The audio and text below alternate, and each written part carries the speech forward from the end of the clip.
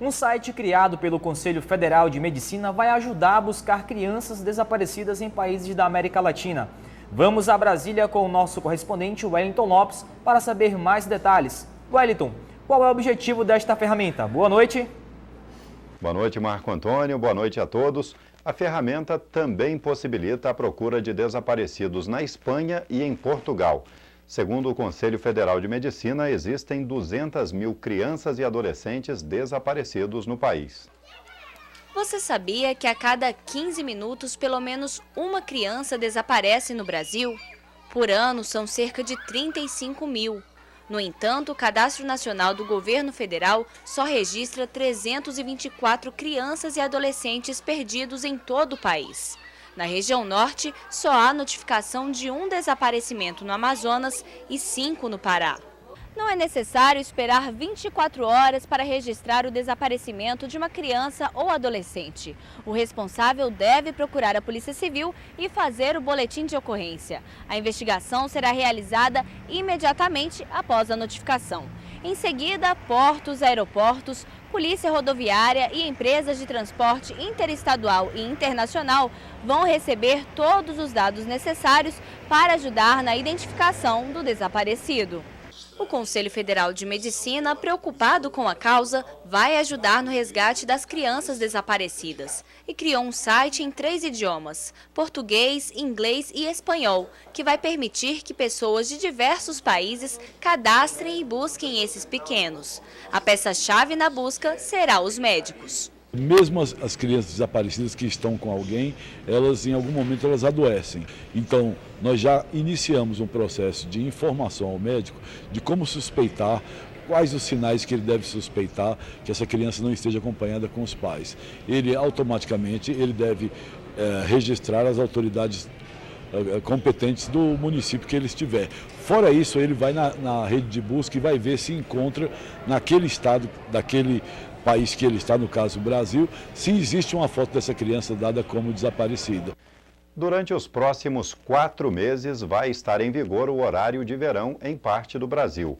Na região norte não haverá mudança. Com a medida, o governo federal espera economizar 5 bilhões de reais com redução no consumo, geração e transmissão de energia.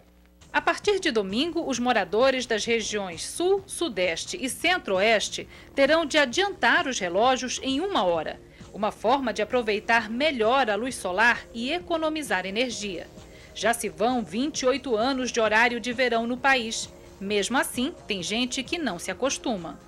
Eu particularmente acho ruim, né? Ter que acordar um pouquinho mais cedo, apesar de que chega em casa tá mais claro, mas eu acordo muito cedo, então para mim acho bem chatinho. Olha, o horário de verão é o seguinte, tinha que ou permanecesse mais tempo ou então que não tivesse horário de verão, né?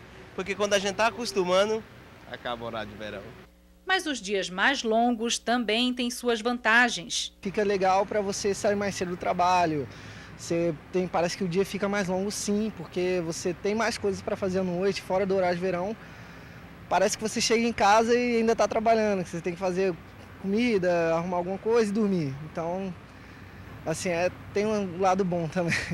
Eu acho muito importante, né? Economia de energia nos tempos que a gente vive hoje, energia para tudo, tecnologia, a gente tem que economizar mesmo.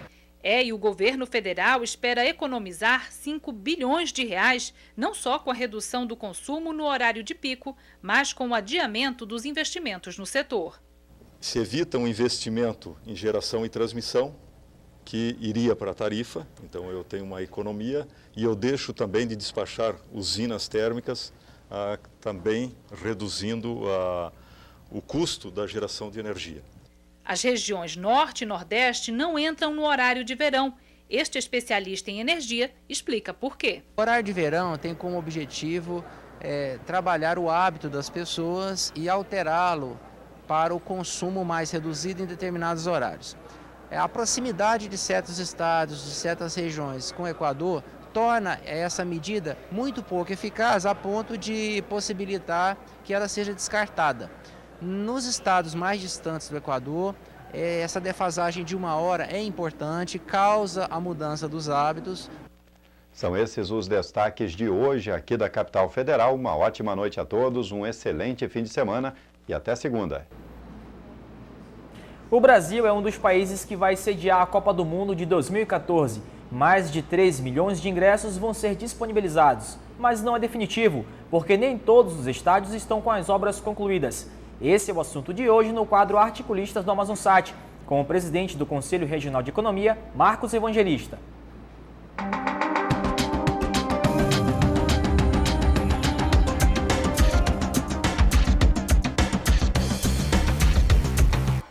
Olá, ano que vem é ano de Copa do Mundo aqui no nosso estado, uma vez que nós somos subsede.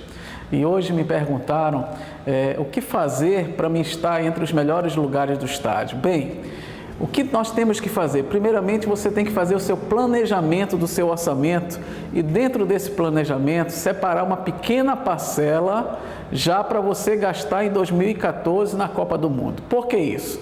Porque nós sabemos que vai ser poucas partidas aqui no nosso estado, sendo poucas partidas, os melhores lugares vão estar sendo bastante disputados.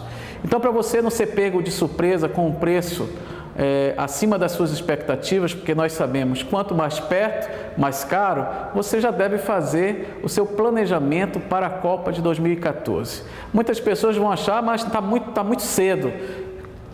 Concordo que nós ainda estamos em setembro, mas quanto mais cedo você começar a economizar, se planejar para isso, menos o seu bolso vai sentir. Você pode fazer o seu planejamento e perceber que sobra, um exemplo, R$300. Desses R$300, separe 10% para a Copa de 2014, ou seja, você vai guardar R$30 por mês. R$30 em setembro, outubro, novembro, dezembro. Quando estiver mais próximo, você aumenta essa economia, passando para 50, 60 ou R$100. Quando chegar a época de você comprar seu ingresso, com certeza você já vai ter dinheiro suficiente para isso e você vai ficar nos melhores lugares possíveis. Faça isso, você vai sentir a diferença. Planejar é muito importante. Ficamos por aqui. No nosso próximo encontro traremos mais um assunto da nossa economia. Muito obrigado. Oferecimento Jornal do Comércio. O jornal que mais entende de economia e negócios no Amazonas.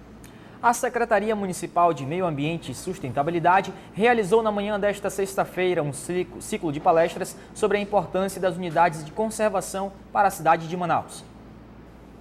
As atividades reuniram estudantes de faculdades particulares no Parque Municipal do Mindu, que conheceram um pouco da importância ambiental e social das 13 unidades de conservação existentes na capital.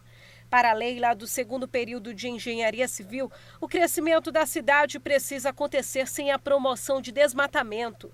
A gente que está agora na era de inovação, a gente tem que pensar futuramente no verde, porque se nós não pensarmos na mata, no verde, nós não estamos pensando em si próprio. Então, eu como futuramente engenheira civil, eu tenho que estar pensando no bem-estar de nós mesmos com o verde. No Orquidário, uma exposição fotográfica da fauna e flora amazônicas mostrou a diversidade da região. A maioria dos animais e plantas hoje em dia elas estão sendo extintas. Então é curioso e interessante a gente ver o número de pássaros de floresta ainda preservadas aqui no Amazonas. O pesquisador do Instituto Nacional de Pesquisas da Amazônia, INPA, falou sobre a neutralização de carbono que será realizada durante a Copa do Mundo no próximo ano. Uma medida compensatória importante para o meio ambiente. Nós temos que quantificar essas emissões durante esses 4 jogos e todos aqueles dias que antecedem e toda a preparação para a Copa também, e depois tentar neutralizar essas emissões ou mitigar. E nós vamos tentar, nossas alternativas para mitigar ou neutralizar é por meio ou do reflorestamento, ou do plantio de árvore, ou da conservação das florestas existentes aqui na região. Das 13 unidades de conservação, uma é a Reserva de Desenvolvimento Sustentável do Tupé e mais 6 áreas de proteção ambiental. A parceria com as comunidades tem sido fundamental para a preservação das unidades, mas ainda é preciso que mais pessoas colaborem com o meio ambiente. Aqui, por exemplo, no Parque do Mindu, onde a gente tem uma parte do Igarapé do Mindu, a gente ainda sente muitos efeitos de muitos resíduos, muito lixo ainda dentro do Igarapé. Isso se deve não porque as pessoas jogam aqui, mas porque as pessoas ainda estão jogando muito lixo nas ruas, fora dos locais adequados para coleta, fora dos horários adequados. Com as chuvas, esses resíduos acabam vindo para os igarapés. 2 empresas de Porto Velho realizam ação social na comunidade Riacho Azul. Em Manaus, são 9 horas e 22 minutos. Nós voltamos em instantes.